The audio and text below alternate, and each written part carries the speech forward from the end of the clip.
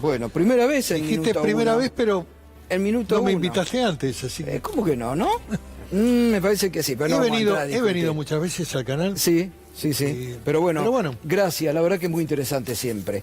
Gracias por invitarme. No, por favor, un gusto. Un saludo a tus colaboradores. Está dura la calle, ¿no? Está dura y el orden fiscal es importante, pero la previsibilidad social es algo que el gobierno tiene que mirar con detenimiento, porque más allá de la crónica callejera que mostraste, hay otros hechos que denotan una gran complejidad y que marcan caminos de resistencia civil. Cuando vos ves lo que pasa en las estaciones de trenes, cuando la gente se sube... Saltan los molinetes. Porque no puede pagar el boleto.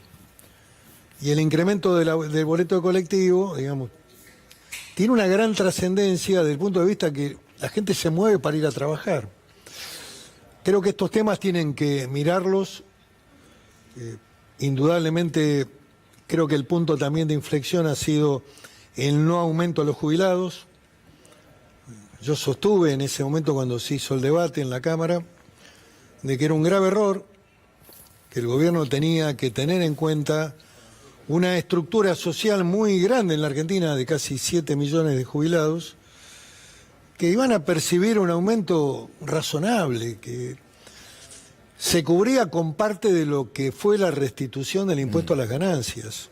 Sí. Porque bueno, cuando te dicen que no tenés previsión y no pusiste el impuesto sobre el cual tenés que tener en cuenta el gasto, esto no es cierto.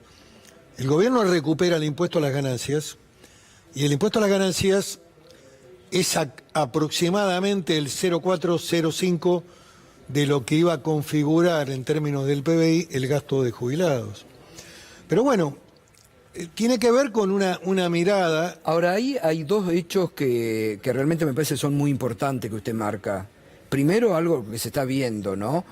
¿Cree que hay como se ha cortado algo en la relación entre la gente y Milei? ¿Que cruje algo socialmente? Que el gobierno no escucha. Porque si se viera esto que todos los días se ve de saltar los molinetes, gente que dice que no le alcanza para pagar la segunda parte de la SUBE. Están hablando de que el boleto de colectivo va a estar en 8,75. Sí, si no más. Ahora hay una reunión donde están reclamando... Lo que quiero decir es que, indudablemente, el aumento de tren, el aumento de colectivo, la SUBE que no tiene aplicación para el segundo transporte. Bueno, es todo un conjunto de temas que tienen que ver también con el aumento permanente de los alimentos y medicamentos. O sea que hay una realidad social que me parece que determina una mirada con una mayor cuota de sensibilidad por parte del gobierno. Que no la tiene aparentemente. La bandera del orden fiscal, la bandera del déficit cero o llegar a que la Argentina no tenga inflación, es una bandera deseable, pero tenés que tener, vuelvo a repetirlo, el marco de ir previendo los eventos sociales y los niveles de aceptación o de tolerancia a las medidas que vos pongas en marcha. Y indudablemente el tema jubilados deja, digamos, tiene como correlato un impacto sobre la gente concreta. Cuando vos hablás del orden o el equilibrio financiero, fiscal, bueno, hablás de cosas que a lo mejor son etéreas, que cuando vos tomas una medida de que no le vas a aumentar a los jubilados, bueno, ahí estás impactando en seres humanos concretos. Quiero decir que... Y no solamente el veto, el asado en Olivos, que me parece que eso colmó toda también cierta tolerancia de la sociedad.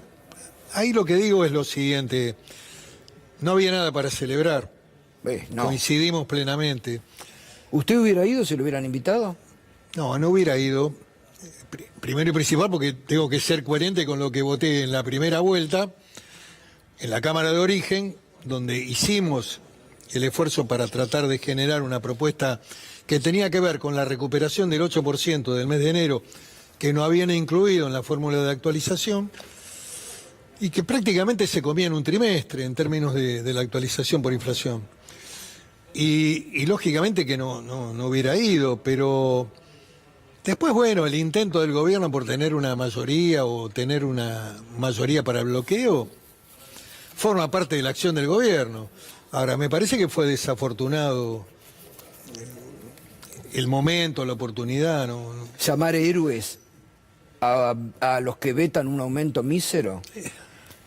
No estoy de acuerdo con eso, la verdad no estoy de acuerdo. Lo que quiero decirte es que son errores que, digamos, si vos analizás, y vos que has sido además un hombre que fuiste cronista parlamentario, que es un tema de especialización, si vos analizás la crónica histórica de la Argentina, vos vas a ver siempre, cuando abordás la temática de jubilados, puntos de inflexión y de deterioro después en el proceso del gobierno a posteriori.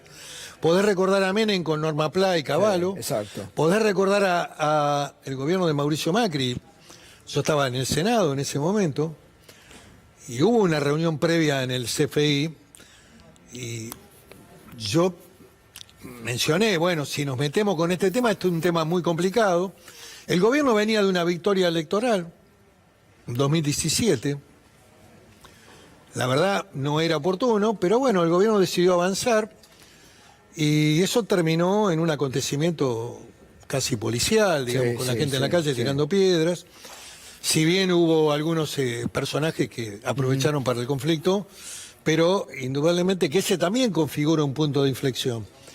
Digamos, siempre que abordás esta temática y después no respondés de manera razonable a los requerimientos, generás un punto de disconformidad y además de consolidación del cuestionamiento que te dura después los 2 o 3 años que vienen a posteriori. Bueno, pareciera que es lo que está pasando en este momento con el gobierno de Milei. El caso Aerolíneas Argentina. El gobierno apura, cerró, porque acá hay que darle la derecha a los gremios, no los recibe el gobierno. Y a la respuesta del paro, hoy apura un proceso privatizador también entre gallo y medianoche. Gustavo, ese es un tema bastante complejo. El gobierno, si quiere privatizar, tiene que mandar una propuesta al Congreso. ¿La mandó? No. Todavía no ha llegado. Hoy vino el secretario de Transporte. Me parece que sus palabras no son suficientes en orden a qué modelo querés, sobre qué base y qué querés hacer con la empresa. ¿Qué modelo de privatización? ¿Una empresa mixta? ¿Participación de los trabajadores? No hay claridad. Mayoría de capital privado, mayoría de capital estatal. No hay claridad en eso, no hay propuesta. No hay un modelo y el peor escenario sería que abras un cheque en blanco. ¿Qué pasó cuando vino la ley Ómnibus? Sí.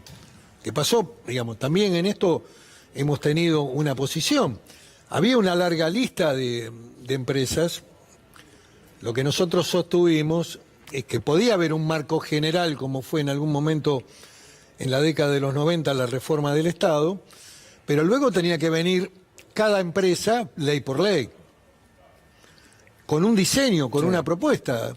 Hoy, ir a un modelo de privatización a ultranza, parece poco probable que en el escenario actual haya interesados en quedarse con la empresa Aerolíneas Argentinas. Un modelo mixto que también contempla a las provincias en el marco de la integración federal, conjuntamente con los trabajadores, pilotos y los distintos.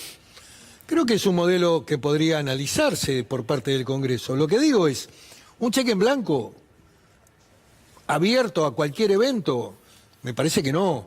Repetir la experiencia Marsans, el problema es la historia, siempre es la historia.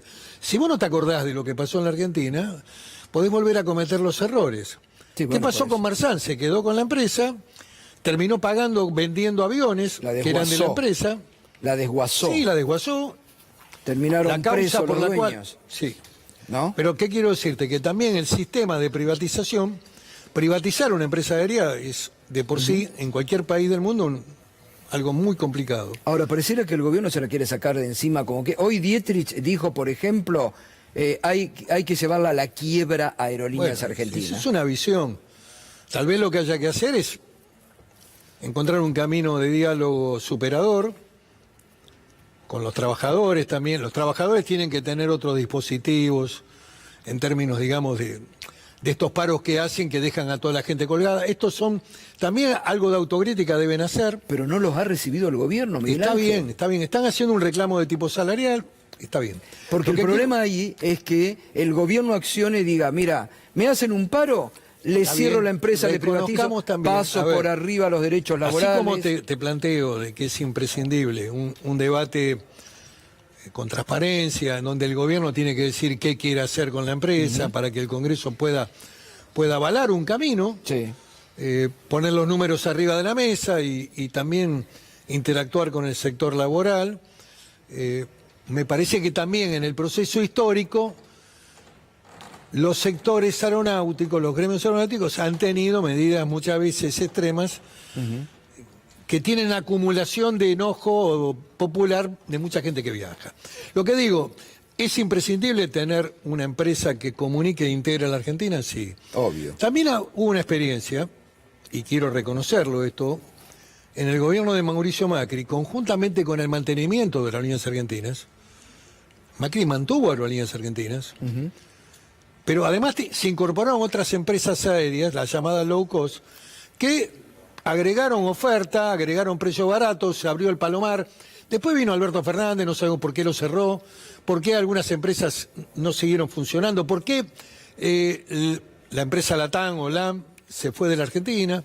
Digamos, ahí hay algunas preguntas para hacerse en un mercado aéreo que en el gobierno de Mauricio Macri había sido competitivo y que había mantenido aerolíneas argentinas en el marco de la línea de bandera. ¿Qué quiero decirte? Que en este tema aéreo es un tema muy sensible hacia la integración de la Argentina. Mi ciudad, donde provengo en su momento, y además tengo todavía mi casa y mi estudio, es Viedma, tiene 3 vuelos a la semana. Claro. 3. Bueno, con el Ahora riesgo. 3. ¿Y quién va? Bueno, viajan. No, ¿qué aerolínea va? Aerolíneas argentinas. No va a ninguna otra. No va a ninguna otra. Y si Aerolínea Argentina Bueno, se retira o la desguazan, se queda sin vuelo Viedma. Sin duda que impactaría negativamente, habría que abrir una oferta. Pero digo que frente a una decisión de esa envergadura, lo que es imprescindible es analizar cuál es la propuesta del gobierno. Bueno, que hasta ahora, dice usted, no hay. Hasta ahora hay una propuesta que simplemente privatiza. Se montaron sobre el proyecto de Hernán Lombardi, digo. Exactamente, pero falta más explicación y falta más contenido. Y Miguel Ángel, ¿qué le pareció la presencia de Milei el domingo a la noche para presentar un presupuesto que no presentaba ninguna línea argumental de presupuesto? Bueno, fue una reiteración del discurso del 1 de marzo, también parte del contenido de lo que había hecho en la plaza el día que asumió. Sostuvo las consignas del orden fiscal, de bajar la inflación, metas que me parece que son interesantes que la Argentina pueda en algún momento tener. Fue una decisión más de naturaleza política, yo lo veo como un acto de reafirmación. Yo estuve ahí. Asistimos con los representantes de la Comisión de Presupuesto, por una cuestión más de respeto a la figura del presidente. Desde el punto de vista reglamentario, el presidente tiene un solo día para ir al Congreso, que es el 1 de marzo, donde hace el discurso del Estado de la Nación, que así se denomina también, tomado de la Constitución de Estados Unidos. Pero bueno. Fue más show que no digo que fue show, digo de que para mí había una necesidad de ratificar un rumbo. La verdad que desde el punto de vista comunicacional no salió bien. La verdad que la hora era media rara, un domingo a las 21 horas. En general la audiencia busca otras hubo como un apagón mediático. Y hubo también a lo mejor un cambio de canal en la búsqueda de alguna serie, creo. No fue una buena experiencia en términos comunicacionales por parte del gobierno. ¿Y el presupuesto? Esto seguramente lo deben haber evaluado. ¿Y el presupuesto, cuando el gobierno dice es esto, no se modifica nada? Bueno, ¿qué va a pasar? El presupuesto lo estamos estudiando, empieza el debate el 8 de octubre. Indudablemente que hace falta que el equipo económico venga, el presidente del Banco Central. ¿Caputo? Bueno, el ministro debería por lo menos cerrar la presentación de su equipo, venir. Sería lógico, además es un tema de gran trascendencia para un ministro de Economía, pero supongamos que avance y empiece el debate con todos los equipos técnicos del Ministerio de Economía. y el cierre lo haga el ministro. Me parece que eso podría ser posible también. Pero de todas maneras, las metas y los objetivos en algunos casos están subvaluados, en otros están sobrevalorados. Pero también te debo decir, en honor a la justicia y a la historia, que en general, digamos, el gobierno de Cristina trabajaba siempre sobre presupuestos a la baja, luego los ordenaba con un DNU en el mes de octubre. Esta fue la línea general de los años que gobernó. Hay aspiraciones que son muy interesantes, qué sé yo, 18% de inflación para el año 2025 es un número realmente que ni siquiera el fondo lo ve. El fondo prevé una inflación del 45%. Sí, los economistas argentinos tampoco la ven. Y el render del Banco Central, el propio Auxili, está hablando de 34%. Exacto. Pero bueno, la meta del gobierno es 18, el crecimiento 5 puntos, es un número alto. Ojalá la Argentina crezca 5 puntos para el 25. La reactivación la plantea en el sector industrial y ahí también en el sector del comercio. Las tendencias hoy no son tan ciertas. Exacto, no son muy optimistas. No son muy optimistas, pero... Y el otro tema que indudablemente hay que analizar es también la previsibilidad recaudatoria. Ahí hay un crecimiento muy optimista de la recaudación de la agroindustria, vía, digamos, retenciones. No prevén aumento de retenciones, pero indudablemente están planteando de que la recaudación en el sector agropecuario va a ser de el 100% más que este año. Es un número alto que tiene que ver también con... Claro. Hay que ver cómo está el tema de la sequía, el resultado final. Sí, sí. Ojalá sea bueno, ojalá que podamos duplicar la... ¿Van a meter modificaciones o lo van a querer como el gobierno aprobar el libro cerrado? Bueno, no. Porque las provincias también... Yo creo que el debate es importante con los gobernadores.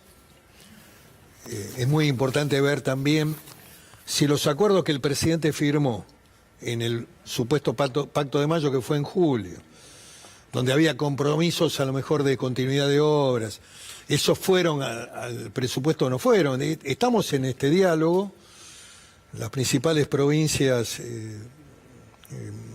están intercambiando información y seguramente será necesario que participen, como también tiene que participar el sector universitario. Bueno, independientemente de lo que pase con el financiamiento, que parecería que lo va a vetar. Veto, vétase. Está como Chávez, Milei. Vétase, pero todo vétase. Eso comprende la temática digamos, de actualización del 2024 y prevé también un ajuste por inflación para el año que viene, pero de todas maneras vos tenés que discutir anualmente los recursos que van a las universidades. En general, en la experiencia histórica también las universidades participan, los gastos de defensa están incrementados. Están ligados también a financiamiento externo, sí, por parte de los que producen o fabrican armamento. Pero bueno, el ministro de Defensa debería venir también a presupuesto. Estamos frente a un mes, por lo menos el mes de octubre, que tiene que ser intenso, donde el Congreso... Esta política de vetar no es una bofetada para ustedes, de un presidente. Después le voy a preguntar también por las categorizaciones que de ustedes ha hecho el presidente. Pero y de ustedes también. Y de nosotros, bueno. Pero nosotros estamos con el cuero. Pero a ver, estamos en un mundo líquido, Gustavo. Nada más viejo que un tuit de hace 10 minutos. Antes se decía nada más viejo, vos trabajaste en un medio importante, nada más viejo que el diario de ayer. Sí, pero digo, ha ofendido mucho. No, a mí no me gusta el estilo y no estoy de acuerdo, y yo dije siempre, y además lo dije en varios discursos en el recinto, que es muy importante encontrar un diálogo razonable, una construcción positiva, mucho más para una fuerza política que tiene minoría en ambas cámaras, mucho más para un gobierno que tiene minoría muy categórica en ambas cámaras. Exacto. No hay un precedente institucional del 83 a la fecha de una minoría tan extrema, tan contundente. Te puede dar para el bloqueo, sí, pero esta lógica de votar una ley, atender alguna problemática o una demanda social. El Congreso es un protagonista también de la vida Pero política. Y tiene la misma legitimación que tiene el presidente. presidente, exactamente. Tiene el mismo origen popular. Por lo tanto, bueno, en algunos temas el Congreso también puede construir una agenda. Es cierto que hay que también medir de qué sacar la plata, de dónde sacar la plata. También hay que abordar algunas cuestiones acá de régimen de sección en términos fiscales, donde el debate todavía está abierto. Y que el gobierno no ha propuesto. Bueno, a los sectores más ricos de la sociedad el gobierno no los toca. Nosotros hemos abierto un conjunto de temas y estamos, por supuesto, predispuestos a abordar esa temática para que puedas... También es cierto que el Congreso ha votado nuevamente, en el marco de la ley bases y del capítulo fiscal, ha votado un nuevo blanqueo. Sí. El gobierno es optimista con el blanqueo. Pero hoy lo prorrogó. Lo prorrogó porque es inteligente prorrogarlo, por lo menos un mes más, para ver si la recauda más, porque indudablemente Parece el blanqueo no, siempre es una ventana abierta a la recaudación. Parece que no ha recaudado mucho, ¿no? Creo que estaba haciendo bien, pero todavía los números no son certeros. ¿Habla con Milei? No he conversado con... No porque no me ha llamado. Sí tengo diálogo con Guillermo Franco, he tenido diálogo con Santiago Caputo en el marco del debate de la ley bases y del capítulo fiscal, porque iba al Congreso y porque participaba conjuntamente con en ese momento Guillermo Franco, que era ministro del Interior. Ahora, usted al principio del gobierno de Milei, muchos decían, bueno, Pichetto va a ser el fiel, Pichetto va a ser el dialoguista, Pichetto va a ser el que acerca los votos. Yo creo en el diálogo, ¿no? Yo creo en el diálogo institucional, creo que es importante. Además, también si analizás incluso al Fondo Monetario, cuando ha marcado algunas líneas de acción para el gobierno, le recomienda fortalecer las relaciones institucionales, ver cómo consolida un diálogo con la oposición. También le recomendó en algún momento tener en cuenta a los pensionados. Los pensionados para el fondo son los jubilados. Sí, claro. Esto lo dijo una licenciada importante, una funcionaria importante que vino a la Argentina. O sea que las recomendaciones de cara a un diálogo institucional razonable, para mí son fundamentales. En un gobierno de minoría son fundamentales. La fractura, el enojo, el cuestionamiento del Congreso, te lleva a una lógica de sanción de una ley, bloqueo, o sea, veto, insistencia, bloqueo. No es un camino positivo, ni tampoco es un buen mensaje de cara a la mirada externa de los organismos multilaterales o del propio Fondo Monetario. De las inversiones, lo decía Durán Barba el domingo. Un gobierno que veta, que no busca acuerdo, que no escucha al Congreso, tampoco leí el artículo en Perfil. No es tampoco para los inversores. Bueno. Ideológicamente, ¿dónde está parado Miguel Ángel Pichetto hoy? En el centro, siempre estuve ahí. Siempre creí... ¿Es peronista? ¿Sigue siendo Tengo peronista? un origen peronista. ¿O ya no? A ver, uno nunca deja de ser lo que fue, pero también ha evolucionado. Si vos me decís si hoy coincido con la visión, de algunos lineamientos que tiene hoy, lo que vi con sorpresa, y me pareció positivo, una autocrítica por parte de Cristina Fernández en el último documento. Sí. Dice, hay que mirar las nuevas formas del trabajo, del mundo laboral. Hay que ver lo que no vimos, el tema del plan, el esquema planero, no lo vimos eso. Tendríamos que haber trabajado más sobre la base de asistencia universal al estilo de la UH. Habla también de la construcción de un modelo más de crecimiento. Sí. Bueno, bienvenida. ¿Le pareció me pareció más realista. Sí. ¿Habla con Cristina? No. ¿Hablaría con Cristina? Yo hablo con todo el mundo, ¿no? Pero bueno. ¿Pero por qué vetaría la posibilidad de un diálogo? Bueno, pero ¿por qué no se da? No se da porque no se dio, pero... ¿Qué hay enojos, hay distanciamiento? No tengo absolutamente nada. No es una cuestión, la política no es una cuestión personal, Gustavo. Yo en el ámbito de la Cámara, yo dialogo con todo el mundo. Sí, obvio. Y tengo respeto por todos. Y me respetan, creo que me respetan, creo que he logrado también que me respeten. Por lo tanto, no hay un...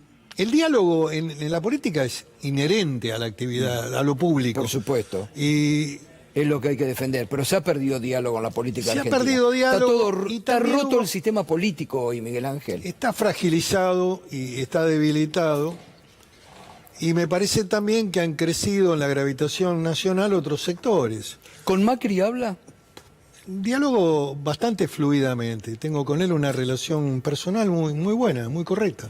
Y entre, digamos, el peronismo y el macrismo, ¿dónde se estaría ubicando? Porque dice usted, yo me en el ubico centro, en el pero centro- en el supongamos centro- que el año que viene quiere Si vos participar me pedís una definición clara de dónde estoy trabajando muy cerca de Juan Echaretti, de Florencio Randazzo, estamos trabajando con sectores, Bueno, es un sector del peronismo. es un sector del peronismo, pero que ha marcado diferencias muy claras en términos de la visión política, de un capitalismo productivo. Ahora, yo una pregunta que le hago a todos, no es para usted, le hago a todos. ¿Por qué no vuelven al peronismo? ¿Qué pasa? ¿Por qué no hay una Porque no hay convocatoria un mundo amplia? de ideas que yo compatibilice, Gustavo. Porque la visión, digamos, de el Estado presente, que es una lógica, es totalmente inviable. Planes y moratoria, jubilado por moratoria para todos, no existe en el mundo.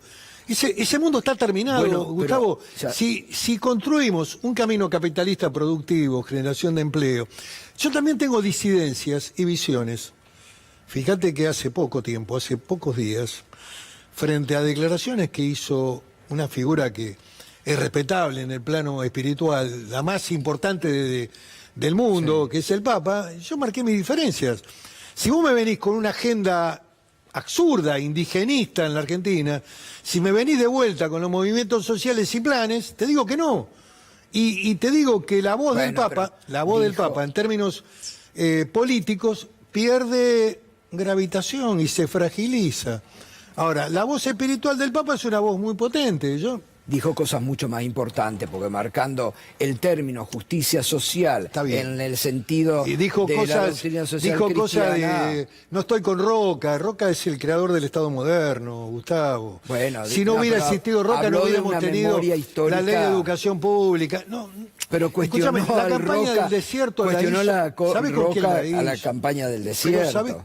pero, a ver, si no hubiéramos tenido la campaña del desierto, Gustavo, la Patagonia corría riesgo de estar hoy en manos del territorio chileno. No, a ver, la historia vos la tenés que conocer en profundidad. ¿Y sabés quién acompañó a Roca en la campaña? Los salesianos. Yo vivía a media cuadra de la iglesia salesiana de la Catedral de Viedma. Los salesianos ocuparon la Patagonia. Sí, ya lo sé, Y además te obvio. voy a decir algo, la conversión del indígena se hizo a través de la educación pública y la religión. Y muchos de los que formaban parte de las tribus del Malón, el caso de Namuncura, que fue coronel del ejército argentino.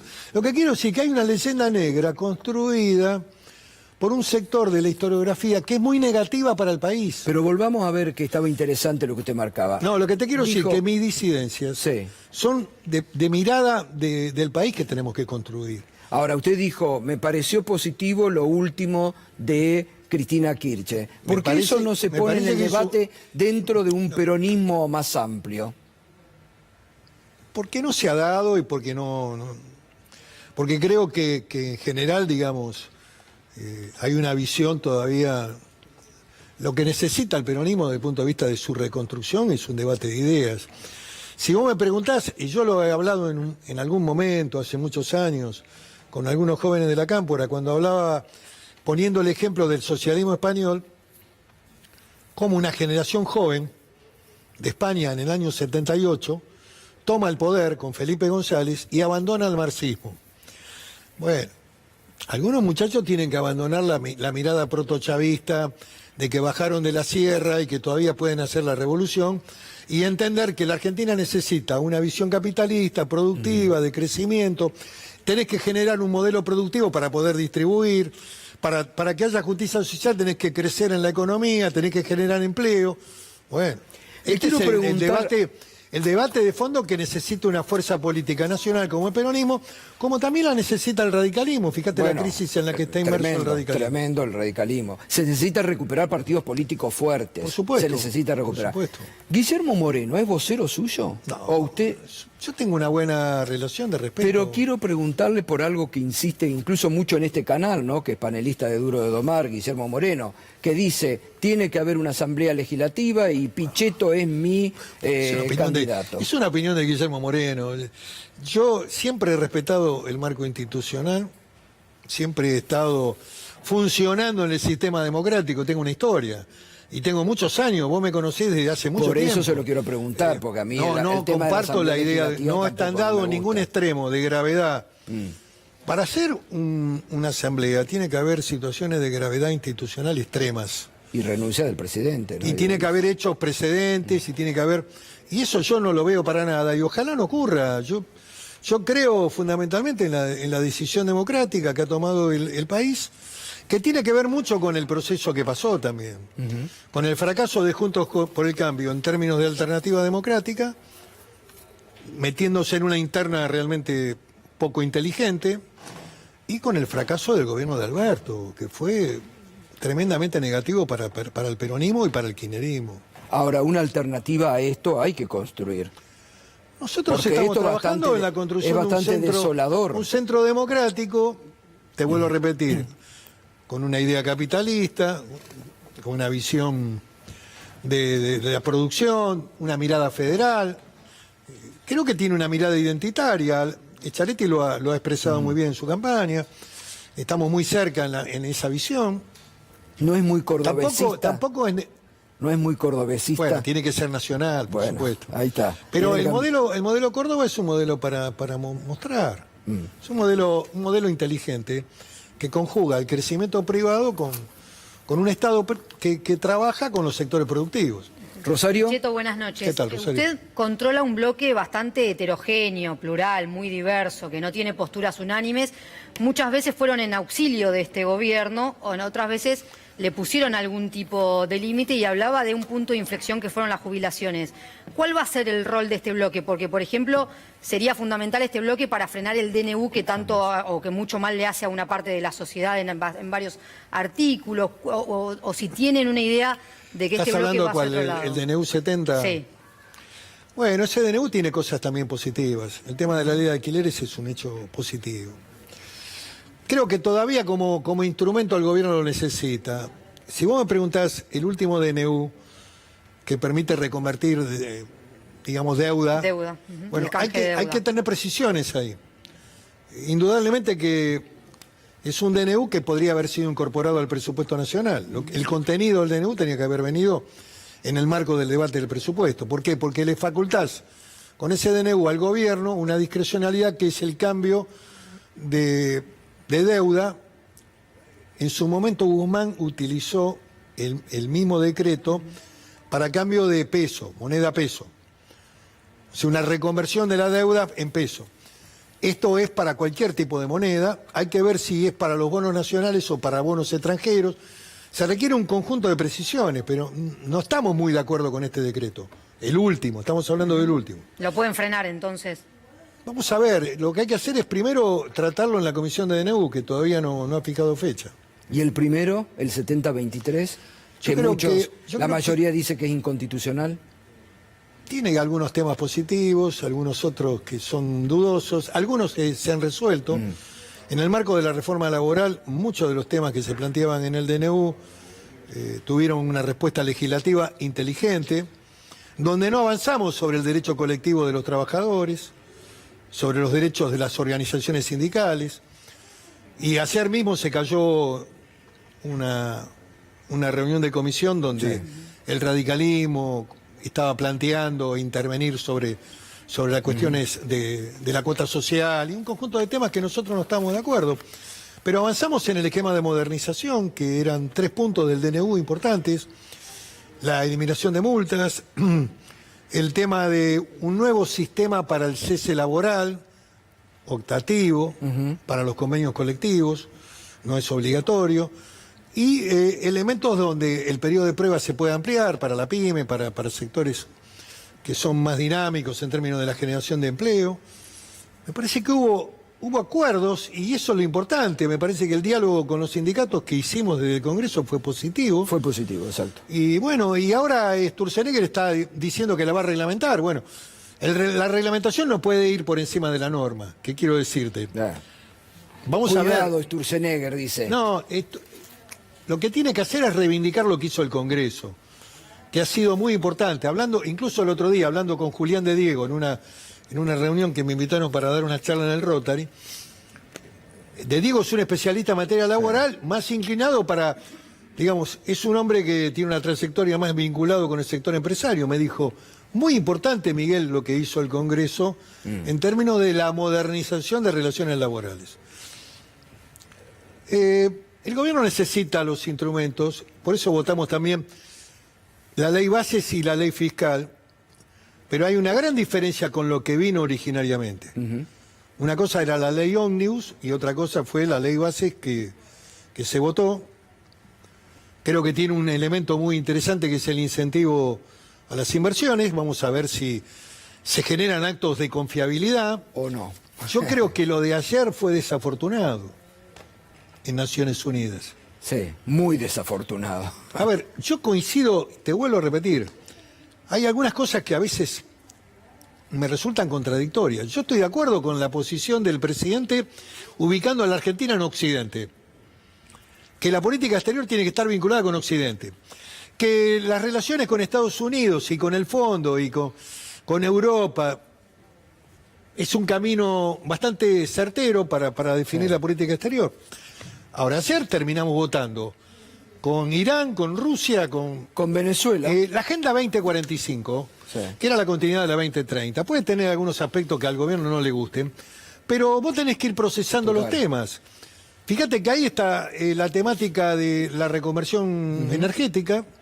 Vos podés seguir haciendo minería, petróleo y gas, y tenés que hacerlo, porque tenés un horizonte hasta el 2050, 2060 todavía. Pero también estás haciendo energía eólica en la Argentina, claro, estás haciendo energía solar, y tenés también ahí la lucha contra el terrorismo, que es un requerimiento de Naciones Unidas. La verdad, el discurso me pareció contradictorio con lo que venía sosteniendo en materia internacional, y no creo que sea bueno en términos de la repercusión que ha tenido a nivel internacional. Miguel Ángel, bueno, que no Gracias sea por la la última invitación, vez, Gustavo. A CRI, porque ahí quedaron muchos temas, se viene un octubre, así que Con mucho lo vamos a seguir gusto, y invitando. por invitarme. Por favor, un gustazo. Gracias, Chao, que sigan bien, Gracias. Miguel Ángel Pichetto, con varias definiciones aquí en Minuto 1,